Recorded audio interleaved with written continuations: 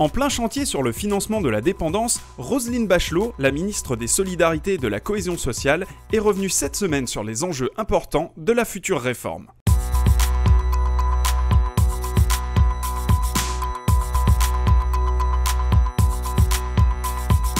C'est la volonté d'abord d'une plus grande coordination, sortir du parcours du combattant que rencontrent un certain nombre de personnes en situation de perte d'autonomie, avec de multiples intervenants, avec un mauvais décloisonnement entre la ville, l'établissement médico-social et l'établissement sanitaire.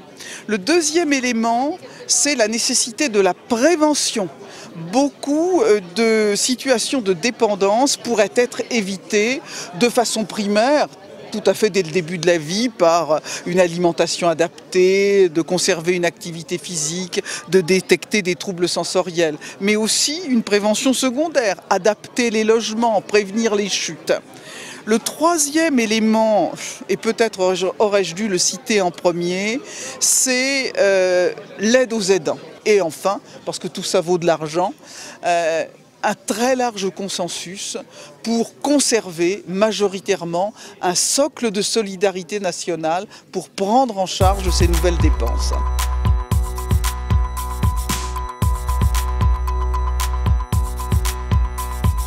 Toutes les pistes sont sur la table. Deux pistes semblent s'éloigner. C'est pour financer plus complètement la dépendance. En premier, l'assurance privée obligatoire, même si des assurances privées sont légitimes, mais en complément, à condition qu'un certain nombre d'améliorations leur soient apportées, et nous sommes en train d'y travailler. Et la deuxième piste qui s'éloigne, parce qu'elle est injuste, c'est celle du recours sur succession, puisque là, ça aboutirait à ce que les personnes qui ont pris en charge un de leurs proches dépendants et qui ont apporté beaucoup de services non monétarisés se verraient pénalisées par rapport à celles qui n'ont pas rencontré ce genre de risque.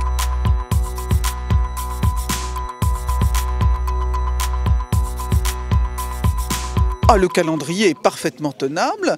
Nous terminons les travaux des groupes de travail, des groupes experts, environ vers le 10 juin. Les conférences, les différentes conférences, colloques, débats, eux aussi vont atterrir, si j'ose dire, à ce moment-là.